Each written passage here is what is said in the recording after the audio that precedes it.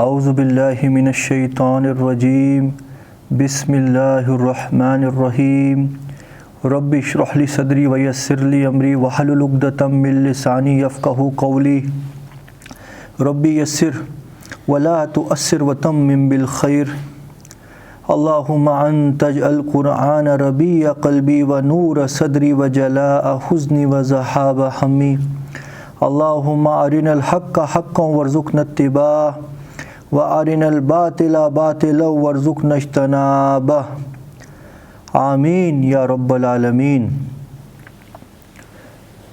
آج اللہ تعالیٰ کا نام لے کے سورۃ الشورى میں سے ہم حضرت ابراہیم علیہ السلام کا ذکر پڑھنے جا رہے ہیں، اور حضرت ابراہیم علیہ السلام جن کو اللہ تعالیٰ نے لقب دیا خلیل اللہ، کہ اللہ تعالیٰ نے ابراہیم کو دوست بنایا، واتخذ اللہ ابراہیم خلیلا۔ اور ہم سورۃ الانبیاء میں ابراہیم علیہ السلام کا قصہ ڈیٹیل میں پڑھ بھی چکے ہیں، تو پھر بھی اللہ تعالیٰ نے یہ قصہ سورۃ الشورى میں بھی بیان کیا ہے، تو ہم یہاں پہ بھی اس کو سمجھنے کی کوشش کرتے ہیں کہ ایسی کون سی اور ڈیٹیلز ہیں کہ جو اللہ تعالیٰ اس میں بیان کرتے ہیں۔ جب بھی اللہ کے کسی انبیاء کا، کسی نبی کا، کسی رسول کا ذکر قرآن میں رپیٹ ہوتا ہے، وہ ایک بڑے بلند مقصد کے لیے کیا جاتا ہے، اور وہ ہمیں سمجھنے کی کوشش کرنی ہے کہ یہاں پہ ایسی کیا چیز آ رہی ہے کہ جو ہم پہلے نہیں سمجھ پائے۔ تو ہمیں پتہ ہے ابراہیم علیہ السلام کو اللہ تعالیٰ نے آزمایا، اور ایسے آزمایا کہ جیسے شاید ہی کسی اور کو آزمایا گیا ہو۔ سب سے محبوب چیز جو ایک انسان کی ہوتی ہے وہ ہوتی ہے اس کی اولاد، وہ بھی ان کو بہت بڑھاپے کی عمر میں اللہ تعالیٰ نے عطا کی تھی، اور اللہ نے زمین اور آسمان کے سامنے یہ چیز ثابت کر کے دکھائی کہ دیکھو یہ میرا جو بندہ ابراہیم ہے، اس کو جو میں سٹیٹس دینے جا رہا ہوں یہ واقعی اہل ہے اس چیز کا۔ یہ کوئی رینڈم پروسیس نہیں ہے کہ معاذ اللہ آنکھیں بند کر کے اللہ تعالیٰ کسی کو چن کے کوئی لقب دے دیں، پہلے ٹھوک بجا کے آزمایا جاتا ہے۔ اللہ کو آزمانے کی ضرورت نہیں ہے، اللہ عالم الغیب ہے، مگر ساتھ ہی ساتھ اللہ العادل بھی تو ہے نا، وہ ہر چیز ثابت کرتا ہے تاکہ کسی کے دل میں کوئی شک نہ رہے۔ تبھی تو زمین اور آسمان بنائے۔ مقصد کیا تھا زمین اور آسمان کو بنانے کا؟ اللہ تعالیٰ کو تو خوب جانتا تھا کہ یہ جو میں انسان بنانے جا رہا ہوں ان میں کون بدبخت ہیں اور کون نیک بخت۔ اللہ کے لیے تو کوئی بھی چیز چھپی ہوئی نہیں ہے۔ غیب کا مطلب ہوتا ہے انسین۔ فیوچر کا کوئی اللہ کے لیے یہ نہیں ہے، فیوچر کا ویلیو ہمارے لیے پریزنٹ، پاسٹ اور فیوچر۔ اللہ تعالیٰ کے لیے پریزنٹ، پاسٹ اور فیوچر کیا ہے؟ سب سامنے پڑا ہوا ہے ایک پلیٹر کے اوپر۔ اس لیے آیت میں کیا ہمیشہ آتا ہے؟ عالم الغیب والشہادہ، اللہ تعالیٰ غیب کی باتیں جانتا ہے۔ سمجھ رہے ہو؟ یہ چیز کبھی آپ نے نوٹ کی؟ قرآن میں کبھی مت یہ فرمایا گیا اللہ فیوچر کی باتیں جانتا ہے نا، خالی یہ فرمایا اللہ غیب کی باتیں جانتا ہے۔ غیب کا مطلب ہوتا ہے وہ چیز جو تم سے پردے میں ہے، اور وہ ہم سے پردے میں کیا ہے؟ ہر وہ چیز جو ہمارے سامنے نہیں ہے۔ تو ابراہیم علیہ السلام کا جو قصہ ہے اس کے اندر اللہ تعالیٰ نے ہمیں یہ دکھایا کہ میرا ایک بندہ دنیا میں ایسا بھی بیتا ہے، ایسا بھی گزرا ہے، جس نے ثابت کر کے دکھایا کہ انسانیت کا درجہ کیا ہو سکتا ہے۔ محسوس یہ ایک اپنا بھی کیونکہ سٹڈی انسان کرتا ہے نا، تھوڑا کلک ہو جاتی ہے بات۔ جو سٹیٹس ابراہیم علیہ السلام کا اللہ کے انبیاء اور رسول میں ہے نا، وہ امتیوں میں سٹیٹس کس کا ہو سکتا ہے؟ اگر امتیوں میں کمپیئر کیا جائے نا، جبکہ نبی کے ساتھ کمپیریزن نہیں ہو سکتا، مگر اللہ تعالیٰ نے جو شاکلہ بنایا ہے تمام نبیوں میں، جو ابراہیم علیہ السلام کو اللہ تعالیٰ نے فرمایا نا یہ بہت شفیق اور رحم دل تھا، اس لیے اس نے اپنے باپ کے لیے دعا کی، جبکہ مشرک کے لیے کوئی مومن دعا نہیں کر سکتا۔ ابراہیم کی اپنے باپ کے لیے دعا کرنا وہ اس عہد کی وجہ سے تھی کہ جو اس نے اپنے باپ سے کیا تھا کہ اے میرے والد السلام علیکم، تو میری بات نہیں مان رہا ہے مگر میں اپنے رب سے تیرے لیے دعا کروں گا۔ انہوں نے وعدہ کیا اور پھر وہ اپنے علاقے کو چھوڑ کے گئے۔ پھر جب لوط علیہ السلام کی قوم کو ہلاک کرنے کے لیے فرشتے بھیجے گئے، وہ سب سے پہلے حضرت ابراہیم علیہ السلام کو بشارت دینے آئے تھے نا، ایک پاک اولاد کی۔ ابراہیم علیہ السلام ان کے ساتھ بھی ڈسکس کرنے لگے کہ اللہ سے دعائیں کرنے لگے کہ عذاب نازل مت کر، بہت رحم دل۔ پھر قرآن نے اللہ تعالیٰ ایڈمٹ کریں بے شک ابراہیم بہت رحم دل اور بہت شفیق انسان تھا۔ 3 ایٹریبیوٹس ابراہیم علیہ السلام کے وہاں پہ ریپیٹ ہوئے۔ اِنَّ ابراہیم کان، وہ مجھے آیت کلیئر کٹ یاد نہیں ہے، مگر 3 الفاظ، ایک رحم دل، اواب اور بہت بردبار، 3 ورڈز۔ بے شک ابراہیم ہمارا بندہ تھا جو بہت رحم دل، بردبار اور اپنے رب کی طرف پلٹ پلٹ کے رجوع کرنے والا تھا۔ تو حضرت ابو بکر صدیق بھی کچھ ایسے ہی تھے۔ اگر نارمل انسانوں میں دیکھا جائے نا کہ کون اس شاکلے کا بندہ تھا، وہ حضرت ابو بکر صدیق تھے۔ تو سمجھ رہے ہیں میری بات، میں کیا کہنے کی کوشش کر رہا ہوں؟ اس امت کے اندر ٹاپ لیول کا کوئی اگر سلیکٹ کیا جائے نا اپوائنٹڈ انسان، حضرت ابو بکر صدیق کے بارے میں نبی کریم صلی اللہ علیہ وسلم نے کیا فرمایا کہ میں اس دنیا میں جس کسی نے میرے لیے کچھ بھی اچھا کیا اس کا میں نے اس کو بدلہ دے دیا، مگر ابو بکر کا میں بدلہ نہیں دے سکتا ہوں، اس کا بدلہ رب العالمین قیامت کے دن ہی اس کو دے گا۔ وہ ان کے یار غار۔ اور ابو بکر صدیق کتنے شفیق تھے، ان کی جو نیکیوں کا جو پلڑا ہے نا اس میں بہت بڑا وزن ہے غلاموں کو آزاد کروانا، اور بنا کسی مقصد اور فائدے کے لیے۔ ان کے والد کہتے رہتے تھے کہ ابو بکر اگر تو نے آزادی کرنا ہے تو تھوڑے تندرست ہٹے کٹے غلاموں کو کر کے جو بعد میں تیری بھی سپورٹ کرے۔ یہ مریض اور یہ جو کسی کام کے نہیں ہیں اور بالکل مفلس اور بالکل فزیکلی بیچارے ڈپرائیوڈ ہیں، ان کو آزاد کر کے تو کیا کرتا ہے؟ تو مگر وہ تو دنیا کے لیے مت آزاد کر رہے تھے، وہ اپنے مالک کے لیے کر رہے تھے۔ پھر اس میں ہم نے جو سورۃ اللیل میں پڑھا نا کہ جو اللہ کے راستے میں قربان کرتا رہا اور اس وجہ سے قربان نہ کرتا رہا کہ اس کا کسی پہ احسان تھا کہ اس نے احسان چکانا تھا، خالی اپنے رب کے رضا کے لیے وہ اپنے مال کو اللہ کے راستے میں قربان کرتا رہا، اور خوب جان لو ان قریب اس کا رب اس سے راضی ہو جائے گا۔ پتہ نہیں کیوں ابو بکر صدیق کا شاکلہ اور ابراہیم علیہ السلام کا شاکلہ مجھے محسوس ہوتا ہے ایک جیسا۔ اب ایک امتی اور ایک نبی کا تو کمپیریزن نہیں کیا جا سکتا، میں بول رہا ہوں ایک ڈائی انسانیت میں اگر کوئی ٹیبلر کالم بنائی جائے نا، نیچر ابراہیم علیہ السلام کی صحاباؤں میں کس سے ملتی تھی؟ حضرت ابو بکر صدیق، ہے کہ نہیں؟ تو یہاں پہ ابراہیم علیہ السلام کا قصہ پڑھتے پڑھتے یہ چیز ہمیں سمجھ آتی ہے کہ اللہ تعالیٰ نے ابراہیم علیہ السلام کو بہت آزمایا اور زمین اور آسمان کے سامنے یہ ثابت کر کے دکھایا کہ دیکھو یہ میرا وہ بندہ ہے کہ جس کے ہر حال میں اس نے اپنے رب کا شکر کیا۔ پھر جا کے ان کو سرٹیفکیٹ ملا ہے نا، میں تجھے تمام انسانیت کے لیے امام بناتا ہوں ابراہیم۔ پھر سرٹیفکیٹ ملا وہ جو وَاتَّخَذَ اللَّهُ إِبْرَاهِيمَ خَلِيلًا۔ ذرا سوچو، اللہ تعالیٰ فرما رہے میں نے ابراہیم کو ایک دوست بنایا۔ ذرا یہ بھی کوئی انسان ہے۔ اور ابلیس نے کیا کہا تھا کہ اے پروردگار تو مجھے موقع دے اور میں تجھے دکھا دوں گا ان میں سے اکثر اور بیشتر تیرے ناشکرے نکلیں گے، میں ایک ایک کو بھٹکاؤں گا۔ تو اس لعین کا گمان جو تھا بہت لوگوں کے کیس میں پروف ہو گیا، مگر یہاں ان لوگوں نے فیل کر دیا ابلیس کو۔ کن لوگوں نے؟ ایسی شخصیتوں نے، حضرت ابراہیم علیہ السلام جیسی شخصیت ہے۔ پھر ان کو یہ بھی ذرا آپ سٹیٹس دیکھو نا، ابو الانبیاء ابراہیم علیہ السلام، خلیل اللہ ابراہیم علیہ السلام، اواب ابراہیم علیہ السلام، بردبار ابراہیم علیہ السلام، رحم دل بردبار۔ تو یہ اور سبحان اللہ بہت سی ایکسیپشنل اللہ تعالیٰ نے ان کو اسپیشل ایٹریبیوٹس دیے۔ اور ابراہیم علیہ السلام کے اللہ تعالیٰ نے بہت سی نیچرل فینومیناز کو بھی آلٹر کر دیا، جیسے آگ جلاتی ہے، آگ کے اندر اللہ تعالیٰ نے جب پہلے دن کائنات بنائی کن فیکن فرمایا، ساری چیزیں اپنی اپنی جگہ آ گئی، آگ بھی وجود میں آ گئی، اور آگ کی تاثیر رکھی جلانے والی، گرم کرنے والی، تپانے والی۔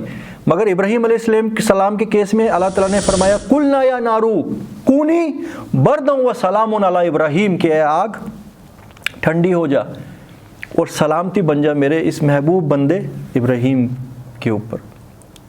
لوہے کے اندر اللہ تعالیٰ نے بڑی شدید قوت رکھی کاٹنے کی، مگر جب ابراہیم علیہ السلام نے اپنے فرزند کے گلے پہ وہ لوہے کا چاقو چلایا وہ چلا ہی نہیں، وہ محسوس ہو رہا ہوگا کوئی کاٹن کا ہے بنا ہوا کچھ چیز۔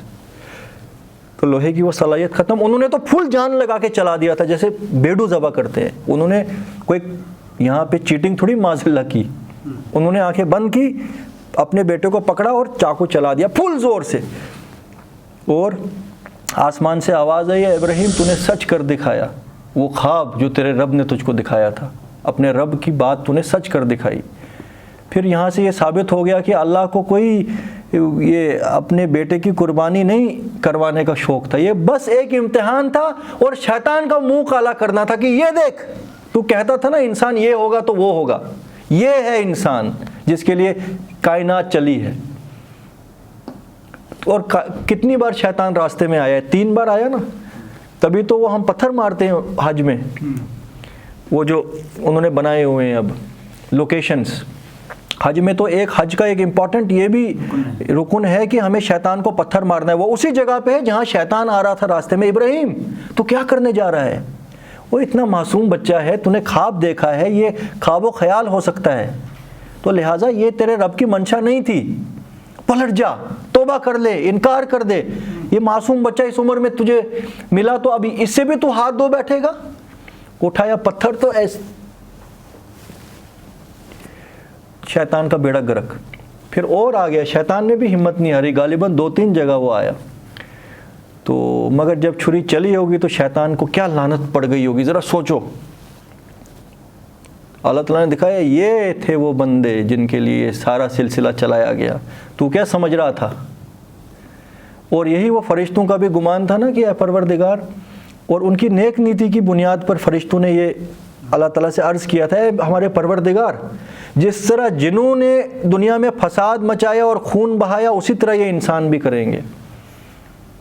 اور جنوں میں شاید ساروں نے کیا ہو, میکسیمم نے کیا ہو, میجورٹی نے کیا ہو. تو اللہ تعالیٰ نے فرمایا کہ میں وہ جانتا ہوں جو تم نہیں جانتے. تو فرشتوں کے سامنے بھی منکشف ہو گئے راز کہ دیکھو یار, یہ عبداللہ, یہ ہے عبداللہ. ہم کیا ہیں؟ ہم تو ڈیفالٹ سیٹنگ پہ چلتے ہیں, ہمارے اندر تو تقوی ہی تقوی ہے, فجور ہے ہی نہیں. ان کو دیکھو, ان کے اندر فجور رہا و تقوی رہا, دونوں چیزیں تھی. تو مگر یہ بن دیکھے تقوی کے پیچھے پڑ گئے. مطلب بائی چوائس اپنے رب کو تسلیم کر کے اس کے لیے سب کچھ قربان کر دینا, یہ ایکسٹرا آرڈنری چیز ہے, یہ میریکل ہے. جنرلی انسان کا جو ہوتا ہے نا سوچنے کا انداز, وہ مفاد کو دیکھ کے اٹریکٹ ہوتا ہے. تو مفاد کی اور آخرت یہ بالکل کنٹراسٹ چیزیں ہیں. اور رب العالمین کی ذات تو بالکل غیب میں ہے, اس کا تو احاطہ کوئی نہیں کر سکتا. زمین کے اندر ہر چیز تم چھو سکتے ہو, ٹیسٹ کر سکتے ہو, انالائز کر سکتے ہو, مگر رب العالمین کی ذات بیونڈ امیجنیشن ہے نا, غیب میں ہے. مگر ایک انسان اس رب کے لیے اپنا سب کچھ فنا کر دے اور قربان کر دے, اور جو چیزیں نظر آ رہی ہیں ان کی کوئی ویلیو اس کے سامنے نہ ہو, یہ میراکل نہیں ہے تو کیا ہے؟ بن دیکھا خدا. یہی تو نبی کریم صلی اللہ علیہ وسلم کو فرماتے تھے مشرکان مکہ کی, اے محمد تو ایک بن دیکھے خدا کے پیچھے پڑ گیا, ہمارے اتنے 360 یہ بت ہیں جن کے اوپر چڑھاوے چڑھتے ہیں, تو کہتا ہے ان سب کو اٹھا کے پھینک دو, ہم کیا چیز یہاں رکھیں گے کہ جو چڑھاوے چڑھیں؟ پھر بن دیکھے خدا. وہ تو میسیج مووی کے اندر کتنا اچھی طرح انہوں نے وہ دکھایا ہے کہ وہ ابو سفیان جب کہتا ہے کہ یہ محمد کیا بولتا ہے, بن دیکھا خدا, ہمارا تو دیوالیہ نکل جائے گا, یہاں چڑھاوے کیسے چڑھیں گے؟ خدا دکھے گا ہی نہیں. اگر کسی کو چڑھاوا کس کو چڑھائیں گے لوگ؟ تو ہمارا تو جو ہے بریڈ اینڈ بٹر تو یہ چڑھاوا ہے جو مکہ میں چڑھتا ہے. تو مگر رب العالمین کی شان دیکھو, وہ بن دیکھا خدا جو ہے وہ کتنا بھاری ہے باقی سب باطل خداؤں پر. برکتیں دیکھو ذرا وہاں, ان کو کیا ڈر تھا کہ ہمیں پھاگے لگ جائیں گے. تو دنیا کی کوئی ایسی چیز نہیں ہے جو وہاں نہیں موجود, وہ کھا کھا کے پھٹ گئے. اب یہ بن دیکھا خدا اتنا بھاری پڑ گیا پوری کائنات کے باطل خداؤں پہ کہ اس نے ساروں کو کھلا دیا لاکھوں سالوں تک, ریگستان کو بنا دیا ایسا زرخیز اس مقابلے میں کہ دنیا کی ہر چیز وہاں موجود ہے. کیا وہاں کی رونقیں اور کیا وہاں کی برکتیں ہیں, یہ الگ چیز ہے. وہ ان رونقوں اور برکتوں کو وہاں کی جو ابھی پریزنٹ رجیم میں ہیں وہ ایکسپلائٹ کر رہی ہیں. مگر وہ ایک سچا خدا ان لاکھوں جھوٹے خداؤں کے اوپر بھاری. مگر یہ چیز مشرکان مکہ کو تو سمجھ نہیں. اگر ان کو پتا ہوگا یہ کچھ ہونا ہے تو وہ تو امیڈیٹلی تسلیم کر لیتے. مگر آنکھوں میں تو لائٹ مت تھی ان کی بصیرت نہیں تھی, ان کا ویژن نہیں تھا. تو لہٰذا اللہ تعالیٰ نے یہ جتنے بھی سلسلے دنیا میں چلائے اور ایسے عظیم و شان اپنے انبیاء کا جو امتحان لیا گیا, وہ زمین اور آسمان کے سامنے یہ ثابت کرنے کے لیے تھا, دیکھو یہ بھی میرے بندے گزرے زمین پر جنہوں نے اپنا سب کچھ قربان کر دیا اپنے رب کی رضا کے لیے. اور ان کو حاصل کیا؟ ابراہیم علیہ السلام کو اپنے بیٹے کو ذبح کرنے سے کیا دنیا میں کوئی مفاد مل جاتا, مگر اپنے رب کی محبت اور اس کے حکم کو بجا لانے کے لیے. تو آئیے ذرا اب شروع کرتے ہیں. وَاتْلُ عَلَيْهِمْ نَبَأَ إِبْرَاهِيمَ, اور اے محمد ذرا ان کو سنا ہمارے محبوب بندے ابراہیم کا ذکر. اِذْ قَالَ لِأَبِيهِ وَقَوْمِهِ مَا تَعْبُدُونَ, جب وہ اٹھا اور اس نے کہا اپنے باپ اور اپنی قوم سے کہ تم یہ کیا چیزوں کے آگے جھکتے ہو. قَالُوا نَعْبُدُ أَصْنَامًا فَنَظَلُّ لَهَا عَاكِفِينَ, تو کہنے لگے ہم ان بتوں کے آگے جھکتے ہیں اور ہم ان کے اوپر جمے ہوئے ہیں, ہماری آستہ ان کے اوپر بڑی مضبوط ہے, تیرے بولنے سے ہم پیچھے ہٹنے والے نہیں ہیں. ابراہیم علیہ السلام کی ایک اور ہم کہیں گے اللہ تعالیٰ کا عطا کیا ہوا ایک کرم ان کے اوپر تھا, حکمت بہت اللہ تعالیٰ نے عطا کی تھی. اور آرگیومنٹ کا ان کے پاس جو اللہ نے پوٹینشل عطا کیا تھا نا, بڑے سے بڑے جبار کے آگے وہ آرگیو کرتے تھے اور ان کے باطل عقائد کو اپنے آرگیومنٹ سے وہ ٹکر دیتے تھے. جیسے سورۃ البقرہ کے اندر سورۃ البقرہ آیت نمبر الم تر الی الذین حاج ابراہیم فی ربہ, کہ اے نبی کیا تم نے اس شخص کا قصہ سنا جس نے ہمارے محبوب بندے ابراہیم کے ساتھ بحث کی اور تکرار کی اور حجت بازیاں کی.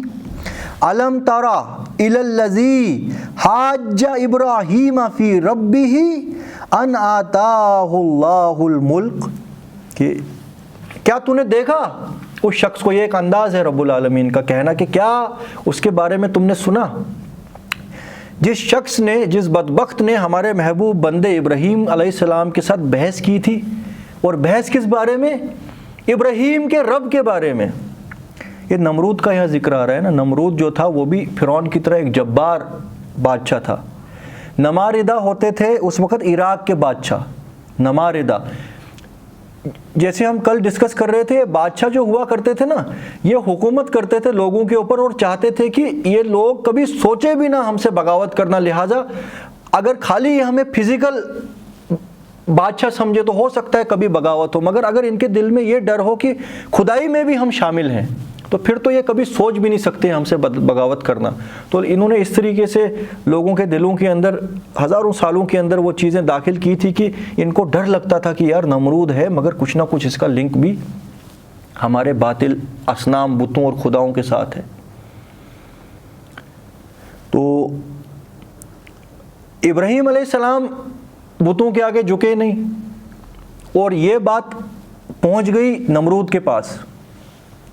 اور ابراہیم علیہ السلام بھی وہاں کی ایک بڑی جو ہے نا ایلیٹ کلاس فیملی کے فرد تھے.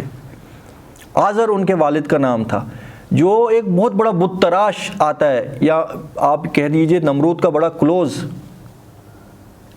ایڈوائزر سمجھ لو, یا اس کا ریلیجیس کاؤنسلر سمجھ لو, فرعون کی کورٹ میں کام کرنے والا, سمجھ رہے ہو. تو انہی کے گھر میں ابراہیم علیہ السلام اللہ نے بھیجے, یعنی بیک تھوڑی اسٹرانگ ہی تھی ابراہیم علیہ السلام کی. تو مگر نمرود تک یہ بات پہنچ گئی کہ ابراہیم جو ہے کوئی جوان اٹھ گیا ہے, یہ کھلے عام ایسی باتیں کرتا ہے کہ جو ہمارے سسٹم کے خلاف ہے, ہمارے بتوں کے خلاف ہے, تو نمرود کے خلاف بھی ہے.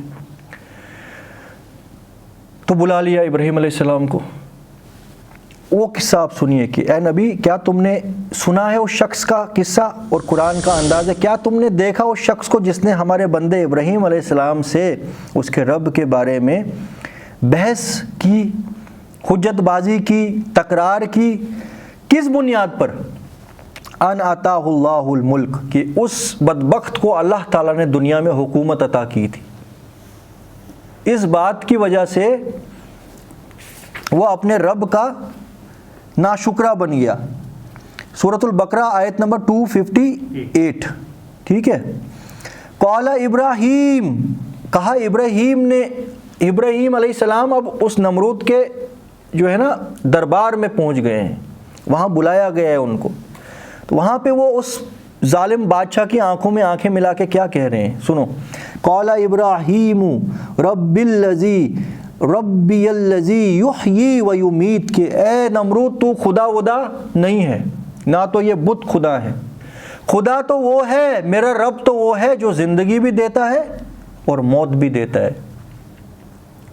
یہ نمرود بھی پولیٹیشن تھا، لوگ سب جمع تھے، یہ تھوڑا سا ہکا بکا رہ گیا ہوگا کہ ابراہیم نے کیا سوال کر دیا۔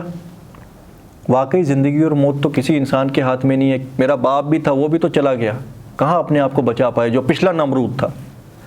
تو مگر اس نے بحث کرنی تھی، اس نے کہا قال انا احیی و امیت، کہا کہ میں بھی تو زندگی اور موت دیتا ہوں،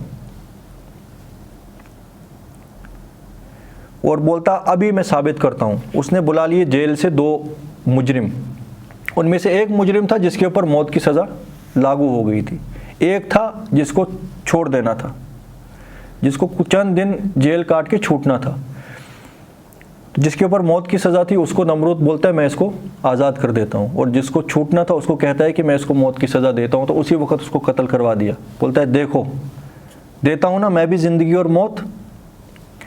دیکھو آرگیومنٹ اللہ تعالیٰ نے ابراہیم علیہ السلام کو کیا دیا ہے، ایک دم قال ابراہیم فإن اللہ یأتی بالشمس من المشرق فأت بها من المغرب، تو ابراہیم نے کہا کہ اچھا مگر میرا خدا تو وہ ہے جو سورج کو مشرق سے نکالتا ہے ہر دن اور مغرب میں غروب کرتا ہے، اگر تیرے میں دم ہے تو مغرب سے نکال اور مشرق میں غروب کر۔ کیا جواب دیتا ہے اس بات کے اوپر نمرود؟ ساری دنیا وہاں موجود تھی۔ فَبُہِتَ الَّذِي كَفَرَ، تو ہکا بکا رہ گیا وہ کافر۔ فَبُہِتَ الَّذِي كَفَرَ، اس کے چہرے پہ سیاہی پڑ گئی کہ میں بھی بڑا عقل مند اور تیز ترار اور شاطر آدمی ہوں، مگر یہ بندہ کیا ہے اتنی چھوٹی عمر میں یہ مجھے یہ بات کہہ گیا کہ میں ہکا بکا۔ ذرا دیکھیے فَبُہِتَ الَّذِي كَفَرَ، تو ہکا بکا رہ گیا وہ کافر۔ واللہ لا یہدی القوم الظالمین، اور ایسے ظالموں کو اللہ ہدایت نہیں دیتا۔ جب بھی کبھی ایک کنٹیکسٹ آ رہا ہو نا پیچھے سے، اس کے بعد آ جائے واللہ لا یہدی القوم الظالمین یا واللہ لا یہدی القوم الفاسقین، اس کا مطلب ہوتا ہے، خالی اگر ٹرانسلیشن ہم دیکھیں اس کا مطلب ہوگا اللہ ظالموں کو، ظالم قوم کو ہدایت نہیں دیتا۔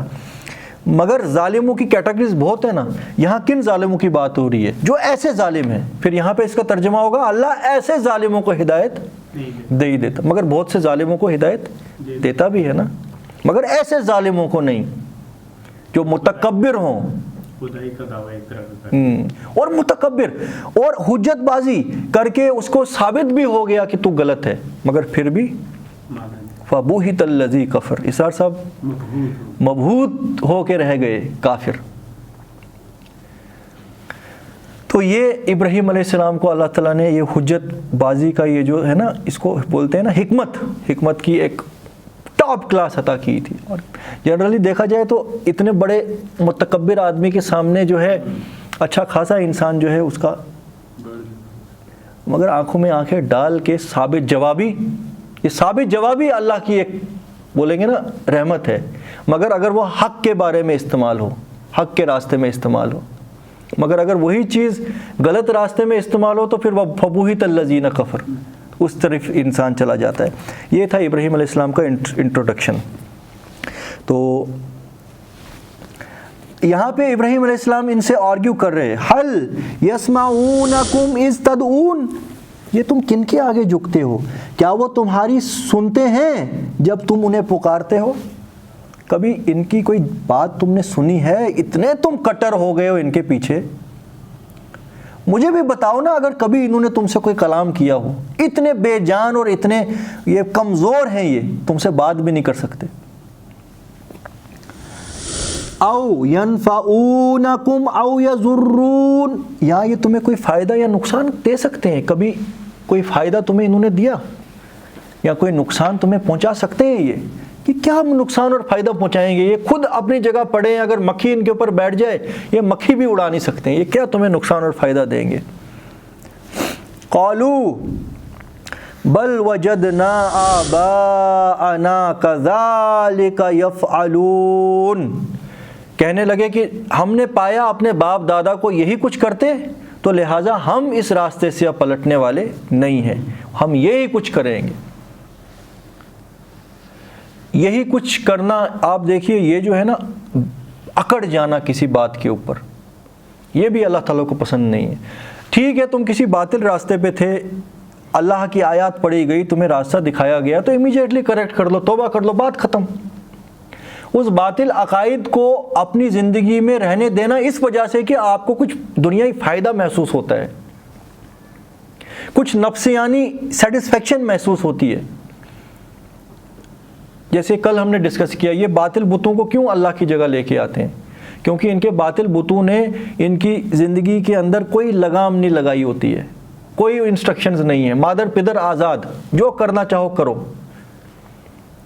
جبکہ ایک مسلمان ہے نا، الدنیا سجن المومن و جنت الکافر، حدیث ہے نا، یہ دنیا مومن کی جیل، قید خانہ، اور کافر کی جنت ہے. یعنی یہاں پھونک پھونک کے قدم اٹھانا پڑتا ہے اللہ کے بندے کو، یہ ٹھیک ہے یہ غلط ہے. اب تو وہ زمانہ آ گیا، پانی کی بوتل بھی آپ کو دیکھ کے پینی ہے کہ یہ پتہ نہیں کہاں کی ہوگی. مطلب ایک سوچا جائے، ایک آزاد خیال انسان جو اپنے آپ کو سمجھتا ہے فری مائنڈڈ آدمی، اتنی لگامیں، آنکھیں جھکانی ہیں، کندھے جھکانے ہیں. یہ جو تم تنخواہیں لے رہے ہو یہ بھی تمہاری اپنی نہیں ہے، یہ اللہ کی دین ہے، تو اسے اللہ کے راستے میں قربان کرو. اس کا ایک بڑا حصہ، یہ تندرستی ہے، یہ بھی تمہاری اپنی نہیں ہے، یعنی تمہارا کچھ اپنا ہے ہی نہیں. یہ عقیدہ جس کے دل میں ہوگا کہ تو غلام بن گیا نا رب کا. وہ دنیا کے اندر کہاں تمہارا ساتھی ہے، وہ عیاشیاں کر رہا ہے، تم وہ عیاشیاں نہیں کر سکتے ہو، کیونکہ تمہیں پتہ ہے ان المبذرون کانوا من اخوان الشیاطین، کہ فضول خرچ شیطان کے بھائی ہیں. وان الشیطان لربہ کفورا، اور شیطان اپنے رب کا بہت بڑا ناشکرا ہے. تم اپنے دنیا میں اپنی ویلتھ کو ملٹیپلائی کرنے کے لیے کوششیں نہیں کر سکتے ہو جب باطل نظام کی چھتری کے تلے رہ رہے ہو. تمہیں وہ چھتری کو اکھاڑنے کی کوشش کرنی ہے، تو ایک طرف طوفان کے اندر تم داخل ہو رہے ہو نا. کتنا مشکل ہے یہ ایک ایسے انسان کے لیے جس کی زندگی بالکل بے لگام، بولتے ہیں نا وہ بے لگام گھوڑا،